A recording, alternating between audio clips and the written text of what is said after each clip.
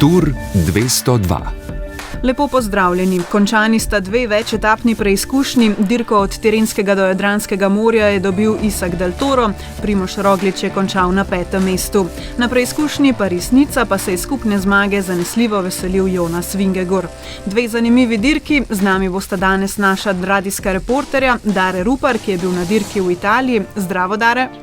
Ja, lep pozdrav. V studiu v Ljubljani pa je z mano Igor Tominec. Živijo, Igor. Živijo. Z vami bom tudi Mojca Breskvar. Kolesarski podcast Vala 202. Začnimo kar z dirko dveh morij, pa kar takoj k Primožu Rogliču, na koncu končno 5. mesto. Je to več ali manj, kot sta pričakovala pred dirko, pa Dare, morda najprej ti, ki si ga spremljal v živo na zaključku te dirke? Moram reči, da imam kar malo mešane občutke, glede na to, kako deluje Primož oziroma kako je deloval tudi takole telesno. Bi rekel, da je 5. mesto morda celo nekaj manj od tistega, kar bi se dalo izcimiti, vendar pa, ko pogledam, da gre kolesarstvo naprej in kdo je pred njim, enostavno Primož je tam, kjer v tem trenutku sodi, in tudi sam je rekel, da sem dober, nekaj pa je še vedno boljših, in se je sprijaznil že, kako naj rečem, v petek po 5. etapi, da enostavno višje ne bo šlo, čeprav takrat je bil še 4., potem ga je prehitel Norvežan iz zasedbe Uno X, tako da včeraj konec koncev na najtežjem delu te dirke, ki ni imel posebnega vzpona, ampak ves čas tako imenovane hupsarje, kjer je bilo potrebno ves čas slediti ritmu, je bil še dobesedno kilometer pred ciljem zraven najboljših, takrat, ko je napadel njegov moštveni kolega Pellicari, povsem na koncu pa ga je nekoliko pobralo, tako da je 5. mesto je kar realno. Jaz mislim, da je celo nad pričakovanji, ker sem malo pogledal, kako je vstopil v sezono v zadnjih 2 letih, pred 2 letoma, ko je na Paris-Nici bil 10. za začetek sezone, smo že ali pa so že nekateri obupavali, da je to konec, da je bil res slab takrat v postopu v sezono, pa se je potem izjemno hitro sestavil in spet postal izredno konkurenčen v nadaljevanju sezone in je potem že na naslednjem nastopu po Baski že kar dobil uvodno vožnjo na čas, in na nekaj takšnega bo meril tudi letos, ko bo njegova preizkušnja naslednje spet po Baski. Lani je bil za uvod 8. v Algarveju in to je tudi bila predstava, ki ni bila na takšni ravni kot tale letošnja od Tirenskega do Jadranskega morja. Moram reči, da glede na to, da je bil prvenstveno mentor mlademu Giuliju Pellicariju na tej dirki, da je zelo dobro vstopil v sezono, glede na to, da je predtem nekako do konca utrujal svoje telo na tistih klasičnih višinskih pripravah na Kanarskih otokih. In mislim, da smo vsi skupaj lahko izjemno optimistični glede tega, kaj bo 36-letnik še lahko prikazal v nadaljevanju letošnje sezone. In predlagam, da kar prisluhnemo, kaj je povedal Primož Roglič. Dare, po zadnji etapi si ga ti ujel pred mikrofon. Primož Roglič, tudi zadnja etapa na tej dirki zelo, zelo zahtevna, bi lahko rekli.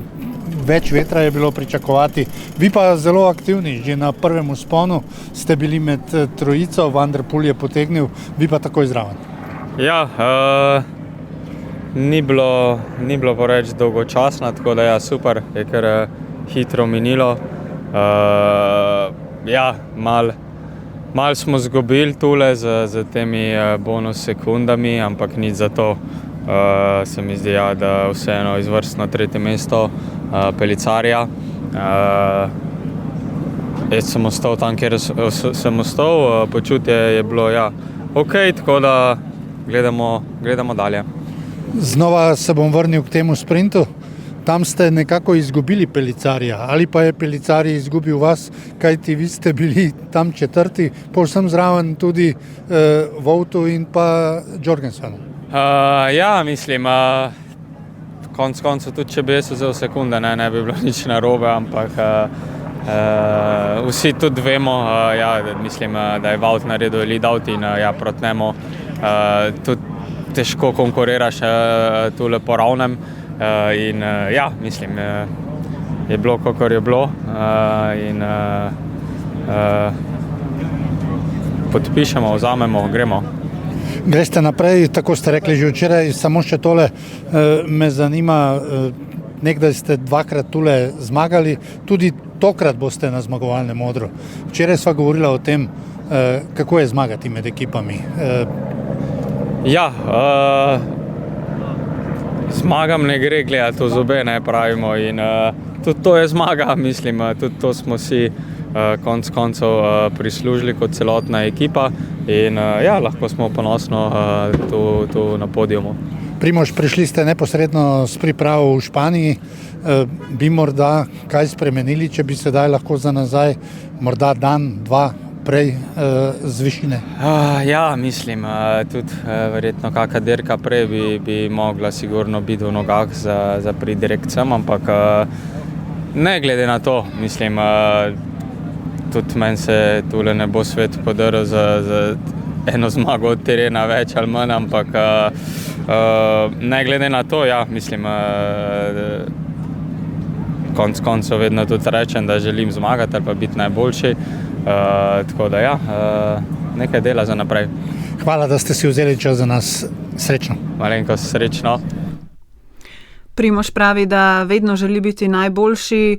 Dares je dobil občutek, da je zadovoljen po 5. mestu, da je nekoliko razočaran, da je upal, da bo morda Pelicari vsaj drugi skupno, potem ko je Jorgensen danes pobral tiste bonifikacijske sekunde. Ko je Pelicari v četrtek oblekel majico vodilnega, torej modro majico na tej dirki, je kazalo celo v smer, da bi bili lahko pribori precej bliže vsega, ampak v nadaljevanju je potem v najtežjih etapah, torej petek in soboto, Emirati in pa seveda predvsem Isaac Del Toro stvari postavil na svoje mesto. Težko rečem, ali je bil razočaran. Mislim, da ni bil razočaran. Mi je pa ves čas deloval zelo dobro pripravljen. Tudi vse tisto, kar sodi k pripravi za dirko, je opravil in se močno približujem mnenju, ki ga je omenil Igor, da se zadnjih 2 sezon morda ni lotil tako resno kot pa te prve dirke letos. Je pa na koncu izven tega pogovora rekel, da vsaj kakšna dirka bi mu ustrezala, preden je prišel oziroma ko je prišel z priprav. Višinske priprave so vedno nekaj posebnega. Primož jih ima rad, nekateri niti ne odhajajo na te dirke. Mislim, da ima Primož za letošnjo sezono kar visoke cilje. Me pa bolj zanima, ali bo pri Bori zares dobil priložnosti za prave stvari. Tule mu res ni bilo težko delati za Pelicarija. Pelicari se je izkazal pred 2 letoma na dirki po Italiji. Vemo tudi, da je imel majico najboljšega mladega na dirki po Sloveniji, ko je zmagal Giovanni Aleotti. In recimo danes tudi Aleotti, ki je tedaj dobil Slovenijo, dela za Pelicarija. Sam bi rekel, da v njegovem programu še kaj manjka. Pri Primožu od 1. maja od Romandije pa potem do Vuelte ničesar nima v programu in res močno dvomim, da tam vmes ne bo nastopil niti na eni dirki. Zagotovo se bo tam v programu še kaj pojavilo.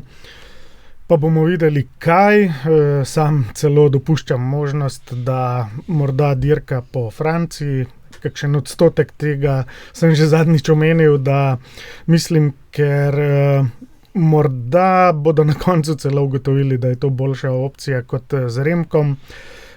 Lipovic pa po moje bo v tej ekipi tista prva izbira, to je zagotovo glede na lanski rezultat. No, kakorkoli že, a je zdaj na koncu dirke Pelicari drugi ali tretji, mislim, da to res ne bo drastično vplivalo na izplen in na končno oceno letošnje sezone.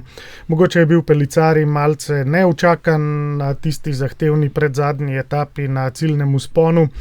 Konec koncev pa sta mu tako Del Toro kot Jorgenson pokazala ravno na tistem zaključku, da sta malenkost močnejša, tako da se mi zdi zelo realen končni vrstni red. Tudi Primož verjetno še ni bil pripravljen v tem trenutku za zmagovalni oder, zdaj pa ima te kilometre v nogah in mislim, da bo izredno dober na dirki po Baski, nekako tako čutim, pa tudi ti vzponi po Baski, kjer so vsi hribi enako visoki, tam nekje 600 metrov nad morjem so cilji vseh teh zahtevnejših etap. To so ravno takšni, ki so njemu pisani na kožo in komaj čakam med drugim tudi to, da se začne ta dirka. Navezala bi se na nekaj, kar si rekel ti, Dare, torej, da Primožu ni bilo težko delati za Pelicarja. Kdo je bil kapetan v ekipi Red Bull Bora Hansgrohe, oziroma ali je bilo že od začetka jasno, da se dela za Pelicarja, ali so čakali, kdo bo boljši, ali bo to Primož, ali bo to Giulio? Kako sta vidva videla vse skupaj, namreč Primož je bil tisti, ki je imel številko 1, kar ponavadi vemo, da je kapetan. Kako sta vidva to videla? Jaz sem to videl nekako podobno kot na lanskem turu, kjer ni imel popolnih klubskih navodil, da mora delati za Lipovica in da je imel proste roke. In tudi tule se je videlo, da je nekako mentor Pelicariju, da mu svetuje, pogovarjal se je z njim med etapami, mu svetoval. Mogoče v kakšnih ključnih trenutkih niti ni imel toliko dinamita v nogah, da bi ga lahko potegnil, ampak mislim, da sta imela deljeno kapetansko vlogo, da se je to videlo, da v tistih fazah, ko bi lahko šel all-in in potegnil celotno skupino in s tem tudi Pelicarja, da tega ni storil, ker je še vedno nekje zadaj v glavi imel v mislih tudi svoj rezultat. Ni pa bil sam kapetan Primož, zagotovo je tudi Pelicari v enaki vlogi imel povsem proste roke, da počne, kar želi in kot sem že prej omenil, mogoče je celo mladi Italijan prehitro krenil v predzadnji etapi in s tem morda zakockal drugo mesto v skupni razvrstiti, ki pa še enkrat poudarjam, ni prav bistveno.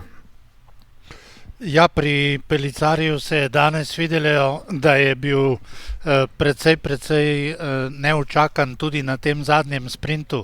Ves čas se je vedelo, da ta zadnji sprint je edini, kjer mu Jorgenson lahko vzame to drugo mesto, čeprav se strinjam, drugi ali tretji, to niti ni tako pomembno, sploh pa ne v kolesarskem športu. Primož Roglič je tudi v sprintu vse pripravil, da bi bil zraven, in če smo slišali ta pogovor, Wout van Aert je seveda skrbel za Jorgensona, in ko naredi lead-out, kot temu rečemo, Wout van Aert, potem je enostavno tudi Jorgenson močnejši. Je pa Primož izgubil mladega Italijana, kar je prav zanimivo, ni mu sledil in potem je takoj za tem sprintom Pelicari želel kar v svoj pobeg. Seveda je po dobrih 2 kilometrih ugotovil, da je vendarle na resni dirki in da tu nima kaj bežati, da je enostavno izgubil drugo mesto. Ni ga želel izgubiti, kajti tu je bilo ogromno njegovih someščanov, celotna njegova družina, vsi tisti, ki ga poznajo, odkar je prvič sedel na kolo. Dirkal je tako, kot da bi bila dirka recimo po Sloveniji in bi Slovenec želel zmagati, kajti Pelicari je iz te pokrajine Marke, kjer so bile zadnje 3 etape in si je želel tega drugega mesta, seveda tudi prvega, ampak Isaac Del Toro je bil enostavno premočan, pa tudi Američan na koncu. Se mi pa zdi, da je Primož Roglič v tem trenutku tudi s svojimi mislimi in razmišljanji ter dozorelostjo in pa seveda z izkušnjami, ki jih prinese življenje, pripravljen delati vse tisto, kar mu bodo pri Bori zapovedali. Predlagam, da prisluhnemo zdaj zmagovalcu Isaacu Del Toru, torej tistemu, ki je na koncu osvojil ta 3 zob. I'm super happy to get this with the team. It's just incredible. I've been in the last 3 years coming and was always super. So I'm really, really proud of what we did with the team. Really. Isaac Del Toro pravi, da je zelo vesel zmage, da je v zadnjih 3 letih dirkal tukaj in je bilo vsakič lepo, ter da je ponosen na to, kaj mu je uspelo doseči z ekipo. Del Toro, prvi Mehičan, zmago na tej dirki, verjetno bomo tega prvi Mehičan, ki mu je uspelo to in to, še kar nekajkrat slišali, ne samo v tej sezoni, ampak verjetno v njegovi karieri.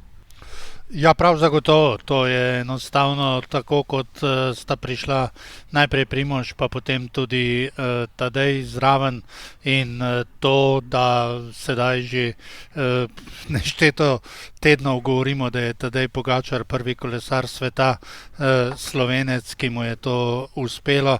Predtem je bil prvi kolesar sveta tudi Primož Roglič.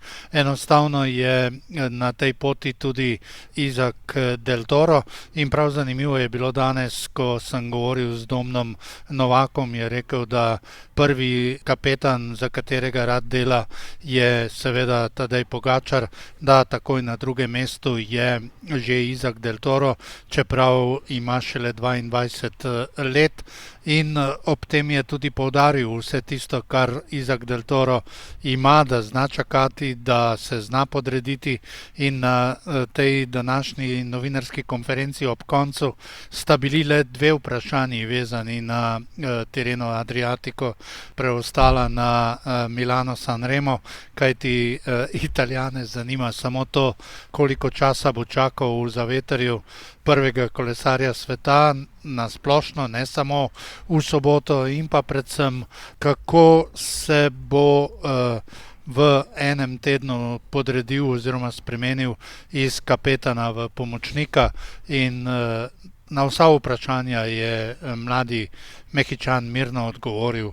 Ve se, kdo je Tadej Pogačar, ve se, kaj me čaka v soboto in natanko se ve, ko bo prišel čas in če pride, bom to znal izkoristiti in tako pa če pri Isaacu Del Toru, ki pa je lani še delal za Juana Ayusa, ki je recimo zmagal lani na dirki med obema morjema.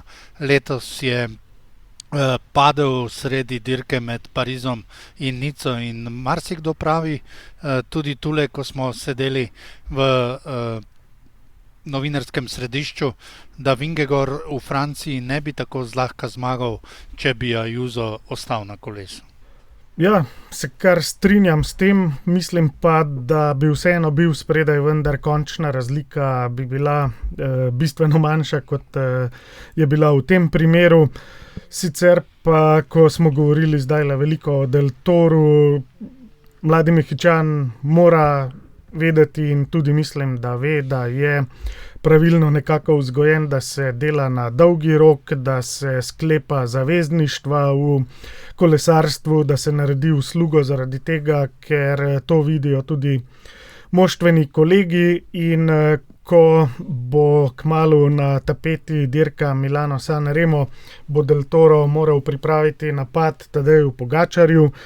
Čez leta pa morda sam napade v to dirko tudi in pa tudi vse ostale, vključno s francoskim turom, ampak vse ob svojem času. Najprej si je treba zgraditi svoj status in Mehičan zaenkrat dela vse prav, tam, kjer je kapetan, zmaguje.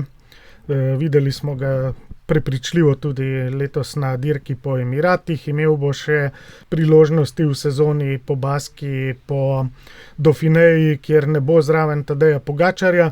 Tam, kjer pa bo v službi, bo pa tudi, mislim, da sploh ni dvoma, kar smo doslej videli, da bo zelo pametno in vestno opravil svojo službo. In Dare, ko se ravno omenil Domna Novaka, predlagam, da prisluhnemo pogovoru z njim. Domen Novak je z nami. Domen, seveda čestitke, vi niste zmagali, ampak vedno govorimo o tem, da je to zares moštveni šport. Zmagal je znova UAE. Hvala, mislim, da smo dosti trdo garali, da smo prepeljali zmago spet na nam, tako kot smo jo imeli lani, tako da smo vsi zelo zadovoljni in veseli. Kaj bi rekli o teh 7 dneh? Kar zahtevne etape, tistega posebnega vzpona res ni bilo, ampak recimo petek in sobota pa ni bilo počitka. Ja, jaz lahko rečem, da je bil eden mojih najtežjih dnevov ali pa 7 dneh dirkanja, kar sem jih imel v mojem življenju. Zaradi tega, ker dirka je bila zaprta, lahko so tudi dirkali te classic riderji, kot je Van der Poel, Van Aert, in noben ni spustil na dolg klanc in so vsi probavali v finalu in je bilo res težko. In če pogledava vašo ekipo, marsikdo je rekel, da je morda Bora s 3 dobrimi, ki so bili v določenem trenutku tudi v 10 najboljših, vidimo v skupnem seštevku ekip, kako so premočno zmagali, močnejša, ampak Emirati so še enkrat potrdili, kaj pomeni to, ko se zares deluje kot ekipa, ne glede na to, na katerih mestih potem kolesarji končate. Imate zmagovalca, kar največ šteje. Ja, mogoče prve dni se je malo videlo, da smo se lovili. Imamo enega fanta, ki je prvo leto pri nas, ampak je naredil, lahko rečemo, od mladih fantov zelo dober vtis name in je res priden delal. Potem je Benoit, ki ga lani ni bil z nami, ki je letos se preključil in smo se mogli malo, prve 2-3 dni smo se lovili, da smo se spoznali in vedeli, kam kdo paše. Potem smo pokazali zadnje gorske etape, da smo iz pravega desta, da smo dobra ekipa. In na koncu Del Toro vsi vemo, kdo je Del Toro, kdo bo Del Toro, in jaz mislim, da je kolesar eden, ki lahko najbližje sledi Tadeju, osebno moje mnenje. Oba sta z tega vašega avtobusa. Kako je voziti, ko je Tadej zraven? Je lažje? Ali pa primerjava z Del Torom? Kakšna kapetana sta? Ja, vsak je malo drugačen, ampak če lahko rečem, je drugi moj najljubši kapetan, ki ga imamo, ali pa ki sem bil z njimi, Tadej je ta prvi, potem je on. Vici, da je še mlad, da mora se malo še naučiti prevzeti vlogo, kdaj nas, po domač povedan, tudi okregati, kdaj nas namotivirati. Videli se je, da se je velika razlika naredila po drugi ali tretji etapi, smo imeli mogoče malo sestanka kriznega in je pač malo povedal, da on je tukaj, da je prišel zmagati. In mislim, da je to veliko, da potem se mentaliteta vsakega kolesarja malo spremeni v glavi in od tistega dneva smo dirkali kot ekipa. In jaz mislim, da na koncu smo pokazali, tudi če nimamo nekega velikega imena, drugega ali pa tretjega, so v naši ekipi vsi kolesarji od prvega do zadnjega dobri in zato moramo tudi borba, da pridemo na dobre dirke. Samo še tole, Domen, preden odidete novim izzivom naproti. Po Sieni se je celo govorilo, da ima, danes to lahko tudi razodenete, da ima Del Toro nekaj zdravstvenih težav. Koliko je bilo prisotnih teh zdravstvenih težav v tem tednu? Ja, prve 2-3 etape se ni najbolje počutil tukaj. Ni imel vročine sreče, ampak grlo, nos, kašljal je. Tako da potem je pa se je izboljšalo stanje, ampak potem se je malo preselilo na Jan Kristjana, potem smo videli, da je 2 dni eksplodiral Jan Kristjan, potem na koncu je dobil še Felix, jaz sreči nisem dobil, mogoče se je pokazalo ta teden, ampak to je sestavni del pri nas športa, vedno smo na limitu, isto zdravstveno, telo iztiska iz sebe največ in si zelo občutljiv, tako da pač tako pride, na koncu smo dobro odnesli in smo nazaj in zmagali. Prihaja sobota z dirko, ki si jo Tadej nad vse želi. bolj kot recimo 5. tura.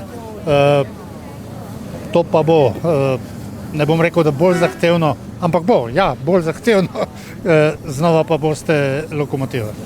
Ja, mislim, da je ena najtežjih dirk, ki jo Tadej najtežje zmaga, ali naj povem to. Ja, mene je malo strah, ker je res, jaz sem jo že 2krat vozil, vem, kako je v finalu zadnjih 100 km, kot je za vsakem ovinkam šprint. In ja, je živčno, napeto, je vse skupaj, ampak ja, zato smo tukaj. Dali bomo vse od sebe, potem pa, če bo to za zmago dovolj, bo za zmago, če ne, ne. Napadali bomo na vsakem hupcarju, ko bomo lahko, probali bomo narediti najtežjo dirko, kar lahko, potem pa bomo videli rezultat. Ampak ja, mislim, da Tadej je v najboljši formi do zdaj, da je dal še eno stopničko višje od lani in ja, mislim, da bo dovolj za zmago. Jaz si želim samo nečesa, da boste v Sanremu v soboto boljše volje, kot ste bili zadnjo soboto, ko smo bili skupaj v Sanremu. Srečno. Hvala. Bomo o Sanremu govorili na koncu, predvsem pa zelo lepe besede o Isaku Del Toru, predvsem to, kdo bo Isak Del Toro, torej, da ima še veliko rezerve in da najlažje sledita, da jo to so verjetno kar težke in močne besede in ja, komaj čakamo, kaj bo še pokazal mladi Mehičan v nadaljevanju kariere. Vsaj meni je bilo zanimivo, ko sem tule bil v medijskem središču, ko sem se pogovarjal z nekaterimi stalnimi obrazi, predvsem s Čirom iz gazete Delo Sport, in sva govorila o tem, ali je Ayuso boljši, ali je boljši Del Toro. In Čiro mi je brez razmišljanja rekel, da je Juan Ayuso boljši in jaz sem mu rekel, da bomo to videli, da enostavno je Mehičan dober, vrhunski in da naj bi bil boljši, ampak mi je takoj Čiro tudi rekel, seveda o tem kolesarstvu piše že vrsto let, da smo seveda v Sloveniji vsi nekoliko bolj naklonjeni Emiratom zaradi vsega tistega, kar se dogaja, pa sem mu rekel, da je Bahrajn še bolj slovenski kot pa Emirati, ampak on je vztrajal pri tem, da je Juan Ayuso boljši kolesar kot pa Isak Del Toro in res me zanima, kako se bo odvijalo v nadaljevanju. Meni je Del Toro boljši kolesar kot Juan Ayuso. Konec konca je to pokazalo tudi lansko svetovno prvenstvo v Ruandi, ko so ti trije akterji bili skupaj v tem napadu.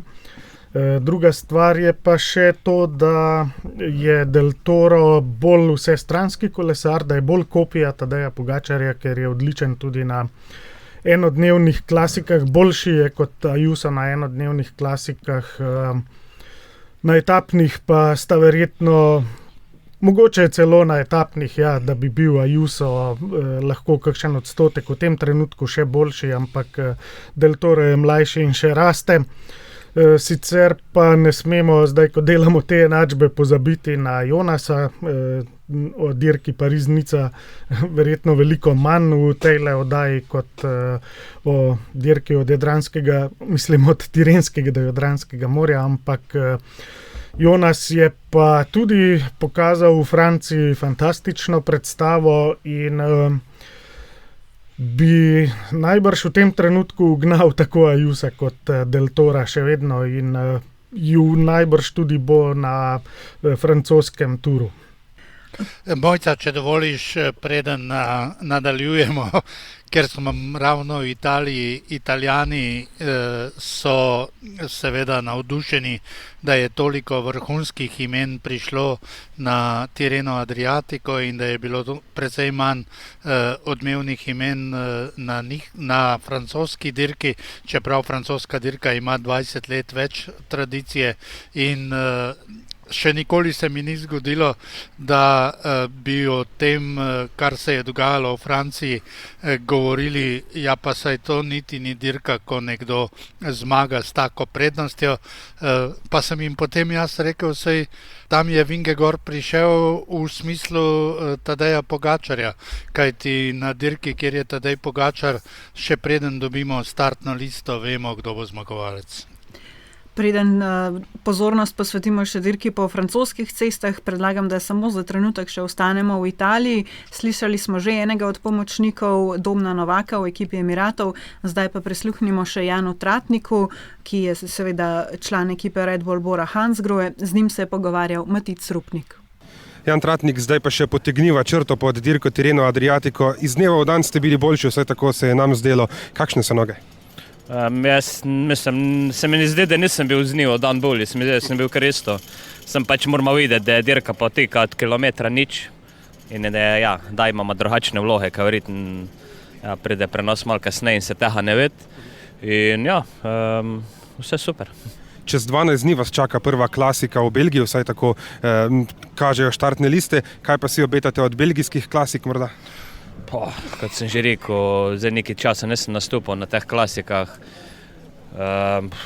Res, rad bi sem pač, da bo forma dobra, da bo malo sreče, dobro vreme, pa naj noge povije. Ampak res nimam neke ideje, kaj pričakovati, ampak kar vem, se zelo veselim. Potem pa na dirko po Sloveniji in priprave na Turke, ne? Se pravi, imam 3 belgijske, 3 ardenske, pol pa malo pauze, višinske priprave, Slovenija, državno v kronometru. Cisna bom mogel spustiti, ker gremo že prej na tur, zaradi priprav ekipnega kronometra, pa turja. Jan Tratnik o tem, kaj ga čaka v nadaljevanju sezone. Predvsem si verjetno vsi želimo, da bi imel priložnost dirkati tudi na svoj rezultat, kar tudi sam poudarja, da ima rad, če dobi tudi kakšno priložnost, da mu v ekipi to dovolijo in da ni vedno samo pomočnik. Jan Tratnik je prav zadovoljen in se mu smeji do ušes, da so mu pribori omogočili program, ki si ga je dobesedno sam zapisal in enostavno si je vedno želel dirkati na teh enodnevnih klasikah v Belgiji in čez, mislim, da 11 dni je prva preizkušnja v Belgiji, na kateri bo nastopil. Tudi Luka Mezgec v tej zadnji sezoni je osredotočen v tem delu sezone na belgijske dirke in tudi Gorazd Tangl mi je v pogovoru rekel, da Matej Mohorič opravi samo še tisto, kar ga čaka na dirki Milano-San Remo in se potem preseli na sever. Tako da Jan Tratnik je seveda človek, ki bi ga želel imeti v svoji ekipi. Jaz mislim, da vsak športni direktor ali bo imel priložnost, da ponovi tisto, kar je že znal pokazati na belgijskih dirkah, pa bomo videli v naslednjem mesecu.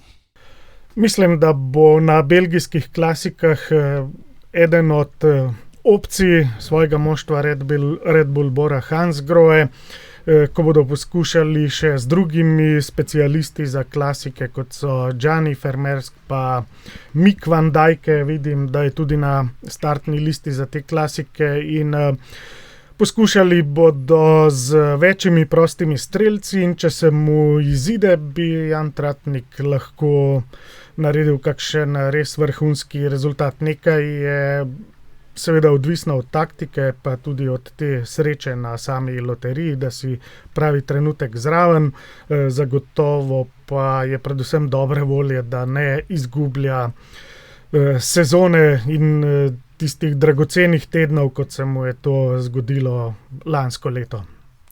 Na dirki od Tirenskega do Jadranskega morja, torej prvi Isak Del Toro, drugi Matteo Jorgenson in tretji Giulio Pellizzari. Še preden gremo pa zares na dirko Paris-Nica, pa predlagam, da prisluhnemo še pogovoru s športnim direktorjem ekipe Bahrain Victorious. Gorazd Tangl je bil tvoj sogovornik, Dare, in zaupal ti je kar nekaj zanimivih stvari tudi o Jakobu Omerzelu. Gorazd Tangl, nekako razmišljamo vedno, da teli 2 dirki, ta v Franciji in pa ta v Italiji, je nekakšen uvod tisti pravi v Evropi, čeprav so sedaj Strade Bianche tudi zraven. Kako vi kot nekdani kolesar, ki je vse to vozil, gledate na te 2 dirki, ki sta nekakšen pokazatelj tudi za Giro in Tour? Ja, prav gotovo, ravno ti kolesari, ki potem rekel, se lotijo Gira, Tura, Vuelte, so vsi ali na eni ali na drugi in to je en tak prvi vrhunec etapnih dirk v sezoni. Vse skupaj se začne, sej tudi v Belgiji se je že kar do dobra začelo, pa potem Strade, pa zdaj bo Sanremo. In to je ta, mi temu zmeraj rečemo, najbolj zaseden del sezone in tukaj smo vsi nekako zelo obremenjeni, ne samo tekmovalci, tudi cel aparat od zadaj in ko se enkrat tole mimo zvozi, potem se malo lažje zadiha, do tukaj pa se res vse stopnjuje, vse je napeto, vse je zelo delovno in pa ko to spravimo pod streho, pa je malo boljše. V tem avtobusu in v teh vozilih običajno že kar nekaj let svojo, kako naj rečem, tudi prostor najdejo mladi slovenski kolesarji, ki pridejo zraven, seveda tudi Matej Mohorič je še naprej zraven, ampak tokrat brez Slovenca na dirki med obema morjema. Morda kar malo presenečeni. Se jih imamo po drugih ekipah, ne? Tako da so samo malo zamenjali avtobus, no ajde šalo na stran. Matej zdaj že, mislim, da že drugo leto, na pamet govorim seveda, vozi belgijski opening Strade Sanremo, potem pa se vrne nazaj v Belgijo, tako da nekako se odloča za tak način, tak program in bomo videli, če je to tisto, kar je najboljše.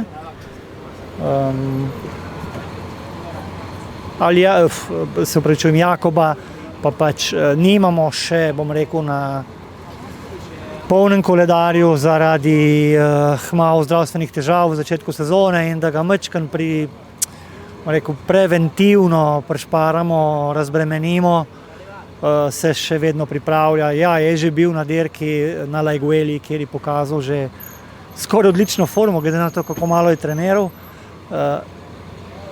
Tako da ga bomo pa prav kmalu videli na dirkah spet nazaj na Kataluniji. Od takrat naprej verjetno v popolni ali pa upamo v popolni formi. Je pa pri teh mladih včasih res treba zelo paziti. Niso vsi Tadej Pogačar, ki pri 19 letih lahko že zmaga, ne vem, dirko svetovne serije.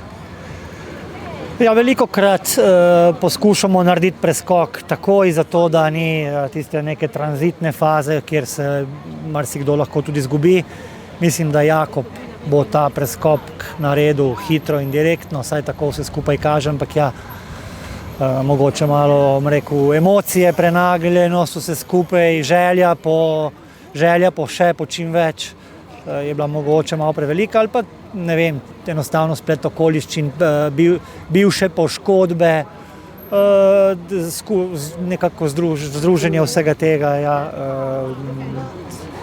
fizično ne še 100% pripravljen, pa potem kakšno varovalko v telesu se zasveti, pač je treba to spoštovati, narediti korak nazaj, pa se potem vrniti, ko smo 100%.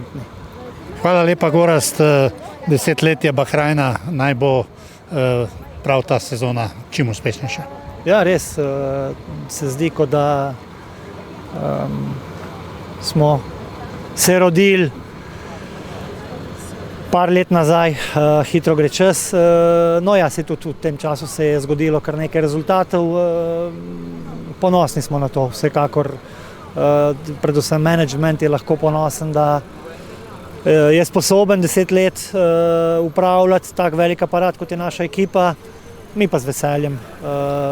Jaz mislim, da ne bi zamenjal službe, ki jo upravljam, tako da še enkrat z veseljem upravljamo svoje delo, upam, da dovolj dobro, trudimo se vsi, zmagovalec je vedno samo eden na vrhu, prostora je zgoraj malo, pomembno pa se je boriti. Srečno. Hvala. Gorazd Štangl pravi, prostora na vrhu je zelo malo, gotovo pa so bili danes zadovoljni v ekipi Bahrain Victorious na dirki Paris-Nica, potem ko je Lenny Martinez dobil to zadnjo etapo pred Jonasom Vingegorjem, ki pa je zanesljivo prišel do skupne zmage 4 minute in 23 sekund prednosti pred drugim Danielom Felipe Martinezom iz ekipe Red Bull Bora Hansgrohe, tretji Georg Steinhauser iz EF Education EasyPost, že več kot 6 minut za Jonasom. Res izjemno zanesljiva in izjemno prepričljiva zmaga, predvsem pa morda zanimiv način dirkanja, ki smo ga videli. Jonas se mi zdi, da prvič morda dirka nekoliko drugače, da se mu ni šlo samo za skupno zmago, ampak recimo v 5. etapi napadal 20 km pred ciljem, ko je imel v skupnem seštevku že veliko prednosti. Je morda začel dirkati nekoliko drugače, poskuša nove taktike, ker želi najti način, kako premagati recimo Tadeja na Turu.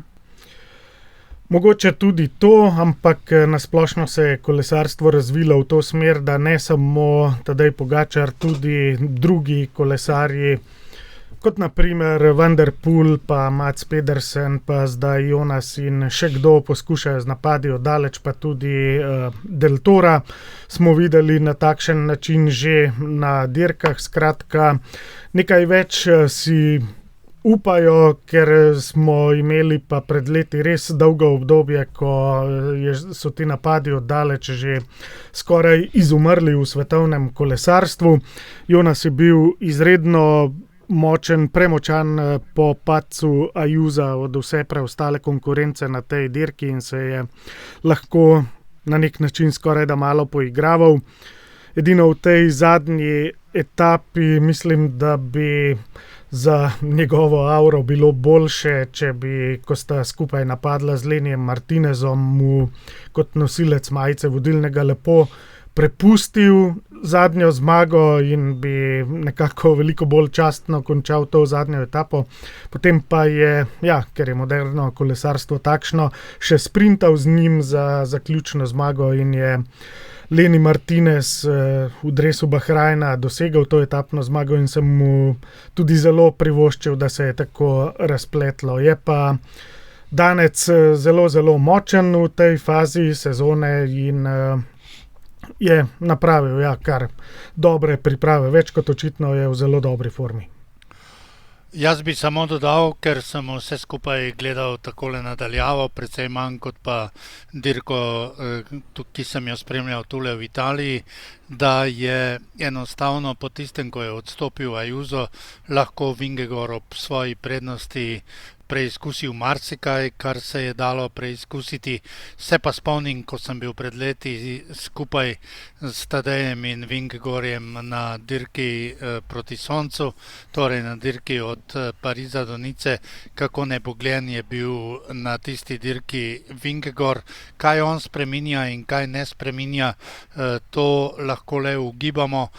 Nedvomno Vingegaard nikoli ne bo enodnevni kolesar in še enkrat, če bi bil Ayuso zraven, najverjetneje vsega tistega ne bi niti, kar je seveda preizkusil, ne bi niti uspel preizkusiti in popolnoma se strinjam s tem, kar je rekel Igor za konec, da to, kar si je privoščil pa danes, seveda so bili pri Bahrainu navdušeni, da je Martinez dobil ta dvoboj za konec, pa si enostavno ne bi smel privoščiti.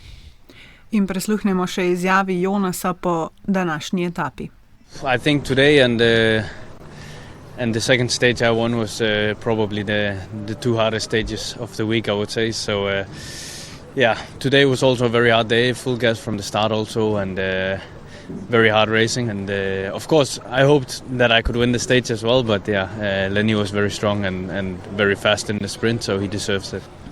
I think at the moment my shape is pretty decent. It's not at its very best, but it's at least at a very, very high level and way better than it was last year at this moment. So I think I'm in a good place at the moment, and to also build after Catalonia towards the Giro and the Tour.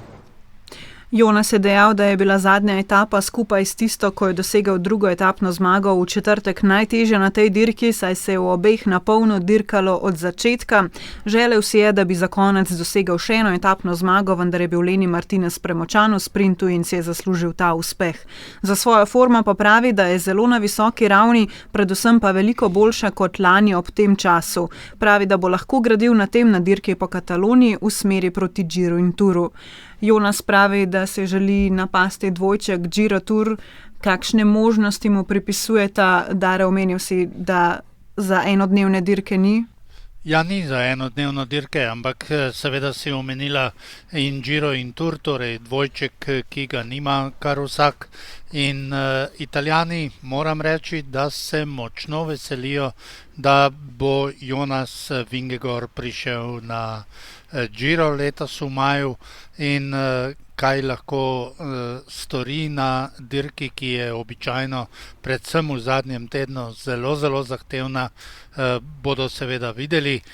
Seveda bi si bolj želeli, da bi prišel Tadej Pogačar, pa tudi Primož Roglič, ampak enostavno v tem trenutku je tako, da Primoža zagotovo ne bo, Tadeja tudi ne, in potem naslednji zvezdnik, ki je najboljši na tritedenskih dirkah, je Jonas, ki pa seveda te dirke še nima na reverju, tako da enostavno v Italiji se veselijo, da bo Jonas Vingegaard prišel na Giro.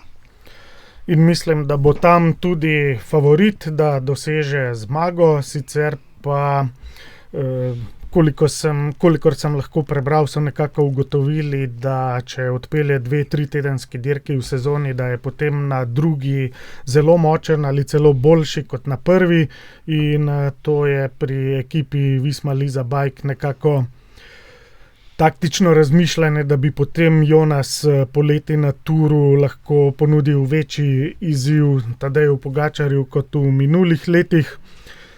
Vendar so nekako dokaj trenutno izkristalizirana razmerja moči v svetovnem kolesarstvu.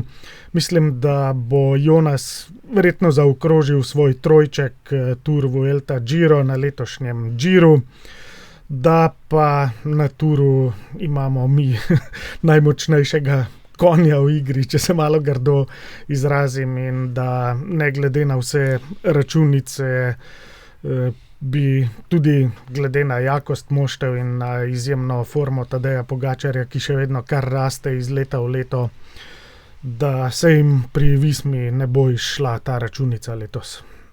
Seveda sem prej omenil, da bi si Italijani želeli, da pride Tadej, po drugi strani pa pravijo, če pride Tadej, potem bo spet zmagal v 20 ali pa 21 oziroma nosil rožnato majico na 20 oziroma 21 etapah in da je dirka mnogo bolj odprta, če Tadeja ni in ga ne bo. Je pa dejstvo, da je potrebno počakati, kakšna bo konkurenca na Giru. Seveda danes že lahko razpredamo o imenih, do tedaj pa je vendarle še kar nekaj tednov, lahko se zgodijo padci, lahko se zgodi marsikaj in da koga ne bo. Seveda si močno želijo, da bi bil tu tudi recimo Ayuso s Trekom in pa seveda tudi Del Toro, ki je bil lani 11 dni ali 12 dni v rožnati majici in je potem na koncu izgubil majico proti Jejcu. Tako da bomo videli, kaj bo posamezne ekipe poslale na Giro. Vingegaard pa bo brez dvoma vsaj med tistimi ožjimi kandidati za zmago, čeprav recimo dobro se spomniš tudi sama lani enega od bratov Jejc ni bilo na uvodni tiskovni konferenci, kar pomeni, da ga Italijani niti niso smatrali za favorita za končno zmago. Ja, pri tem, ko danes tudi razglabljamo med drugim, da so nekateri organizatorji včasih na videz zadovoljni, da ni Tadeja prijavljenega na dirko, ker je potem vse skupaj rezultatsko bolj odprto. Mislim, da se s tem slepijo, ker pa vsi vidimo, kaj se zgodi na vsaki posamezni dirki, kadar je Tadej Pogačar prijavljen. Že takoj pred startom, pred moštvenim avtobusom UAE je 10,000 ljudi, tako da tedaj komaj da spelje iz svojega avtobusa. In potem ob trasi jih je na 100,000, kar smo videli tudi na nedavni dirki Strade Bianche. Tako da tisto razmišljanje, kako je fino, kadar Tadeja ni na dirki, je pesek v oči, ker vsi vemo, da navijači pa na koncu povedo svoje, ne glede na to, kar kakšni, tudi televizijski komentatorji včasih razmišljajo, kako je bolj zanimivo, kadar ni Tadeja, ampak ljudje ob trasi pa svoje povedo in vsi, pa ne samo v kolesarstvu, v vsakem športu želijo videti na delu najboljše, oziroma v tem primeru najboljšega. In to popolnoma drži in konec koncev take priljubljenosti, kot jo ima Tadej Pogačar v Italiji, zelo malo je tujih športnikov, ki imajo v Italiji tako priljubljenost kot naš Pogi. Kot smo že rekli, še kar nekaj časa je do Gira in bomo videli, kaj se bo zgodilo. Do takrat seveda upamo, da padcev ne bo. Vemo pa, da bo Tadej Pogačar na dirki Milano-Sanremo naslednji teden. In zanima me, na dirki dveh morij je bil odličen tudi Matej van der Poel, 2 etapni zmagi, tudi na tej današnji zadnji preizkušnji je potegnil na enega izmed vzponom. Kaj to pomeni za prvi spomenik sezone Milano-Sanremo? Zanimivo je, ko smo se tudi pogovarjali o tem in tudi vsi ti stalni spremljevalci dirk v Italiji, ki prihajajo iz njegove Nizozemske ali pa iz Belgije, pravijo, da Matthew van der Poel tako dobro pripravljen, kot je letos, že dolgo ni bil. Ampak on je tako ali tako svojo telesno konstitucijo za dirke, ki sledi, oziroma dirko, ki sledi v soboto, vedno odlično pripravljen. Tule pa zares, kar počne Matthew van der Poel, to je nekaj neverjetnega in zares je vrhunsko pripravljen in če bo opravil svoje delo tako, kot ga zna v soboto, potem bo težka predla ekipi Emiratov, ki ne vem, kaj bodo pripravili natanko za sobotno taktiko, ko bo v spremljevalnem avtomobilu znova Andrej Hauptmann. Bi pa opozoril še na enega kolesarja, ki je bil v tem tednu na dirki obeh morij, Filippo Ganna. Filippo Ganna je zelo, zelo dobro odpeljal tudi tiste predele, kjer je lahko bil spredaj in oba dva sta to izkoristila za dirko, ki ju čaka v soboto. In prav zanimivo, ko sem danes tudi malo listal, ko sem čakal na zaključek, Matthew van der Poel nikdar ni bil na dirki od Pariza do Nice, ravno z tega vidika, da na italijanskih cestah se je bolje pripraviti za italijanski prvi spomenik v sezoni. Vedeti moramo, da je Mathieu van der Poel zelo specifičen kolesar svetovnega vrha, kajti marec je v bistvu 4. mesec njegove sezone, ker vemo, da začenja svojo ciklokros sezono v decembru in potem dirka še januarja, in letos je postavil rekordni 8. naslov svetovnega prvaka v ciklokrosu, potem pa kar nadaljuje na cesti in ima zdaj 4 mesece letošnje sezone, za Tadeja Pogačarja pa je 1. mesec, ampak kljub temu, glede na to, kar smo videli po fotografijah s treningov, je Pogačar letos že pravzaprav 3 mesece namenil pripravam in prevoženim klancem v zaključku dirke Milano-Sanremo, tako da mislim, da sta oba na najvišji možni ravni. Pri Pogačarju v ekipi bo manjkal kakšen zelo dragocen kolesar, tukaj imam v mislih Belgica Tima Wellens'a in pa Ekvadorca Narvaeza. To bodo morali nadomestiti z drugimi imeni in vsi, vključno z Del Torom in našim Domnom Novakom, bodo morali poleg Pogačarja odpeljati to dirko 110% in ne 100%, ampak enkrat se bo ta napad Pogačarju v zaključku dirke ali na Cipresi ali na Poggiju tudi izšel. Ni tistega pravila, da bi lahko zdaj zaradi res dobrega terena Adriatika rekli, da bo Van der Poel v vsakem primeru tudi tisti dan imel svoj dan, kajti kolikor sem gledal, pred 5 leti je Van der Poel imel podobno atomski vstop v cestno sezono kot letos, pa potem ni bil povsem v vrhu na dirki Milano-San Remo. Tako da morda bo tudi letos kaj v tej smeri in težko bo za Pogačarja, ampak slej ko prej, če bo še kakšnih 4-krat, 5-krat poskušal na tej dirki do konca svoje kariere, enkrat se mu bo izšlo. Na določenih kolesarskih dirkah je konec koncev tudi stvar statistike in verjetnostnega računa. Pač moraš vsako leto poskusiti in nikoli ne veš, kdaj se potem vse skupaj poklopi tebi v prid.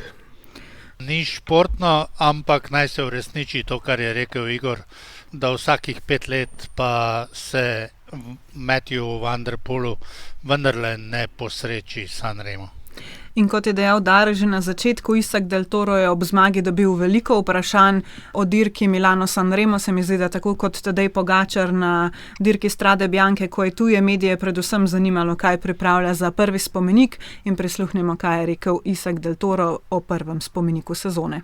I'm just in Milan-San Remo for Tadej, honestly. I don't pursue any kind of result of myself, so yeah. Now that is not Narvaez and Wellens, I need to be 120% and do a great job in the first moment. Ja, Isak Del Toro pravi, da na dirki Milano-San Remo dela samo za Tadeja, da ne bo vozil na svoj rezultat in da zdaj, ko ekipa nima Narvaeza in Wellensa, mora dati od sebe 120%. Jasper Philipsen in Matej Mohorič sta ob Van der Poelu zmagovalca v zadnjih 4 izvedbah te dirke. Če bi morala napovedati, kdo bo na najvišji stopnički stal v soboto, Dare, morda najprej ti. Ja, seveda bi izbral oba naša, ki si jih omenila, torej Tadeja Pogačarja ali pa Mateja Mohoriča. Res bi bil navdušen, če bi Matej to ponovil, kar se mu je zgodilo nedolgo nazaj. Tadej pa si to dirko, kot sem danes že enkrat omenil, želi bolj zmagati kot pa 5. tur, tako da bomo videli. Sobota je blizu in še vedno pa trdim, da najverjetneje bo Tadej Pogačar najtežje od vseh dirk, ki jim pravimo spomeniki, dobil ravno dirko med Milanom in San Remom, ki je za mnoge najlažja, ampak očitno ni res. Ja, najtežje bo dobil, ampak bo dobil. Samo s tem bi zaključil. Ja, toliko za danes. Hvala Dare in Igor, da sta si vzela čas. Poslušalci, vam hvala za pozornost. Z vami bomo spet po dirki Milano-San Remo. Če imate kakršnokoli vprašanje, komentar, misel ali karkoli, kar bi radi delili z nami, nam lahko pišete na tur202@rtvslo.si. Še enkrat hvala za pozornost in se slišimo. Tur 202.